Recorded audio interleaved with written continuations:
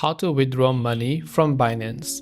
If you'd like to withdraw your money from Binance, what you have to do is to simply first of all open up your browser and go to binance.com and log into your respective account.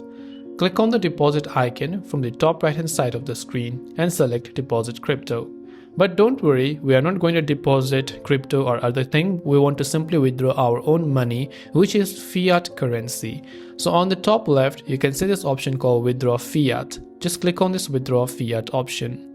Here you will see the currency that you have. Whichever type of method that you have, you'll be able to see the balance of that currency.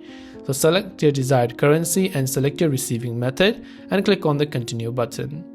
On the next page, you'll be asked to follow up with a couple of other verifications. So you can enter the number below depending upon the receiving method that you've chosen, and once done, you can just click on the confirm button to confirm it.